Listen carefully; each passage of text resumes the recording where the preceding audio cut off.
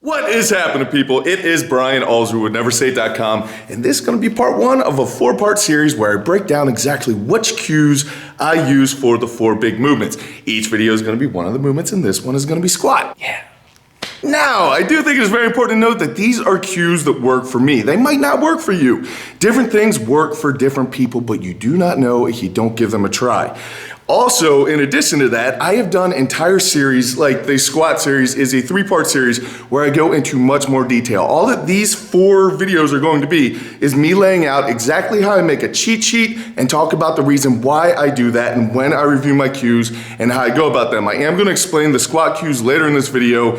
However, if you need more detail and you don't know what I'm talking about, just click the link above and that will lead you to the squat series. Now, when it comes to lifting heavy things, every single person that is any good in a strength sport will agree that your cues are one of the most important things you could possibly do. However, you guys have all heard the term practice makes perfect, and whoever told you that is partially right. If you practice a lot, you are going to get better. There is absolutely no doubt. However, if you're practicing incorrectly, then all the practice in the world probably isn't going to get you as good of a result as if you were doing perfect practice from the beginning. This is where cues matter. Now, if any of you read the book Outliers or The Talent Code or Talent is Overrated, all three of them talk a lot about the 10,000 hour rule. Now, the 10,000 hour rule is highly debated, and I'm not here to tell you my side of the argument on that. But if you do not know what the 10,000 hour rule is, basically it's the idea that if you have 10,000 hours of mindful, precise practice at anything, after 10,000 hours, you're going to be pretty darn good at it. That is a tough argument to really get behind. A lot of the debate is over whether it's more hours than that, less hours than that, if the individual matters. There's always going to be those arguments. But one thing that everyone, whether they believe in the 10,000 hours or they do not believe in 10,000 hours, one thing that everyone agrees upon is that the difference between good and great is not that the people who are great practice harder. They absolutely do. They practice more, they practice harder, but their practice is different than a good performer. A lot of good performers will walk in and think, well, I'm pretty good, I'm good enough, I'm gonna continue to do the same things, I'm not gonna push my limits here because good is good enough, but good is the enemy of great. That's another terrific book you guys should check out. But the great performers, everyone can agree that they don't only work harder, they work much harder. Now, when you're involved in a strength sport, what you typically think about that is like, well, then I'm gonna spend 6 hours in the gym instead of 1 hour in the gym, and that's gonna get me better results. We come from a culture where if 1 is good, 2 is better. If 2 is good, 4 is awesome. If 4 is awesome, then I'm gonna take the whole bottle. That's how everyone involved in the strength sport world thinks. It's the way we're wired, right? I won't say everybody, but I'll say mostly everybody runs that way. However, you would be wrong. When you're thinking about doing your skill, working on your craft of becoming stronger, becoming a better weightlifter, a better CrossFitter, a better strongman, a better powerlifter, whatever your thing is, you're thinking right now going, well, then I'm gonna have to do more. You don't need to do more. You need to work smarter, not necessarily harder. Now, there is a huge spot for working harder. Working hard can cover a lot of sins. Trust me on that. However, if you are stuck in good position and you just keep saying, I'm gonna keep working harder, I'm gonna do more, I'm gonna do more, I'm gonna do more, I'm gonna keep adding up plate, you are never going to reach good status because your practice is just going in and continually doing what you're already doing instead of really trying to change the paradigm of how you actually practice. Strength is a skill and you need to get better at the skill. Working hard will get you to a certain point. Typically that tops out around high school to college age.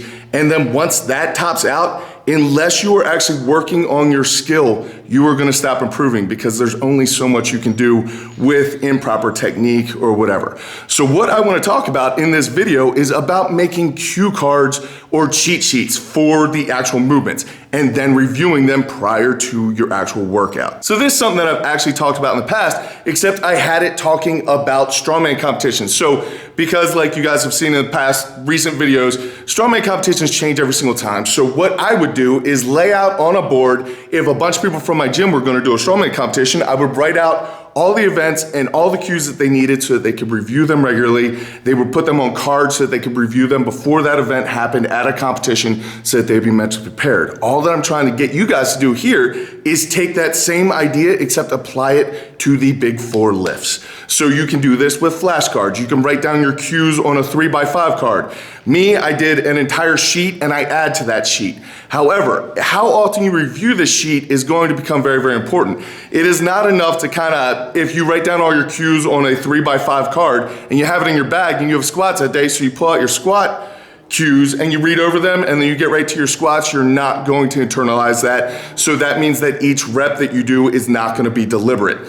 Instead, what I would have you do is write down your cues on a piece of paper or on a 3x5 card and then review it the night before, the night prior, and choose 2 to 3 cues that you are going to be working on for that day. So for the squats, it might be pushing your knees out, getting your belly breath, and bring your hands in during your setup. Those might be the only things that you're working on that day. However, when you go into your squat session, rather than just going in and being like, oh, I had a bad day because my strength wasn't quite up to par or my technique wasn't up to par, you can become perfect for 3 things every single rep that you do. So every single rep has a mindful practice, a mindful thought, an intention behind it. If your entire game is to work on your walkout, then every single time that you walk that bar out, you are focusing on 3 different things that you are going to try to get better at by the end of the day. If you continually do this by either reviewing your cheat sheet for your cues the night prior or even during lunch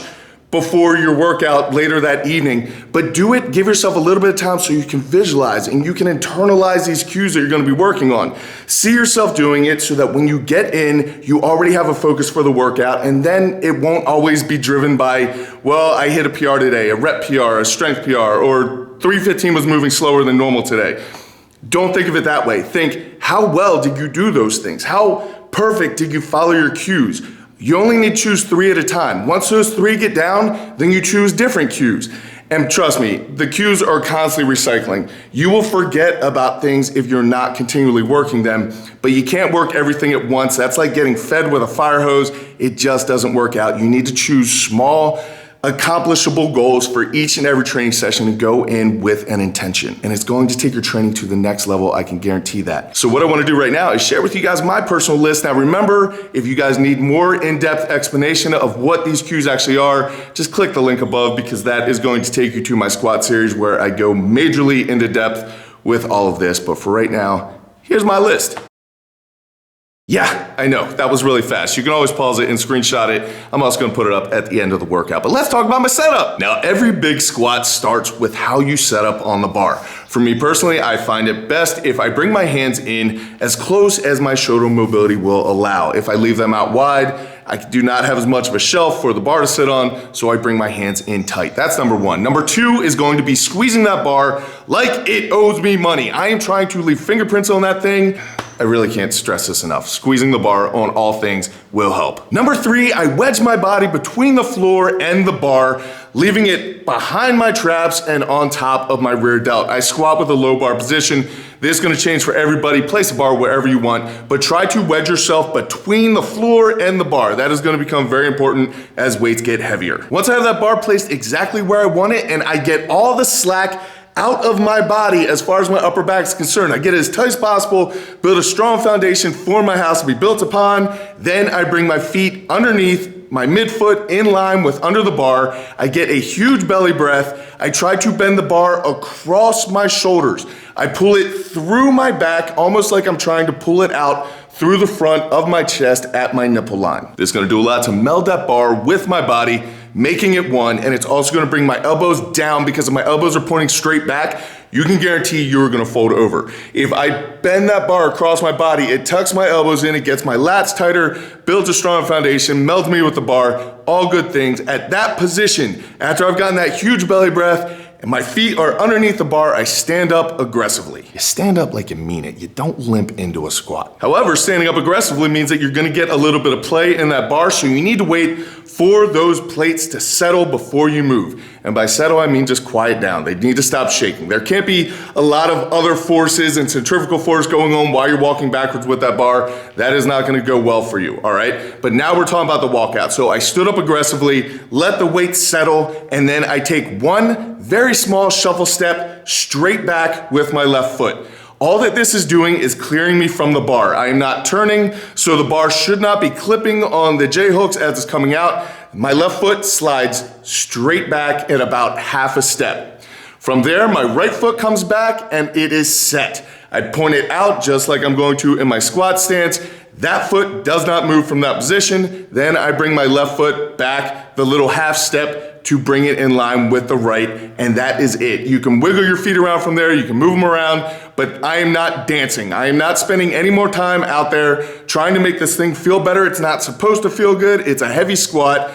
The more dancing that you do, the less chance of success. I don't really like dancing anyway. I'm not very good at it. But now that your feet are set, it is very, very important to flex your butt. This is gonna bring your hips underneath the bar so they're not sticking out behind, because if you start in this position is only gonna get worse as the weight goes down. If you start with your hips underneath the bar, you can stay much more upright, which is typically better for most people during their squat. Another really important thing here is I got that big belly breath before I stood up aggressively with the bar, that last step of my setup. And then I did this entire walkout and did not let that original breath out until my butt was flexed.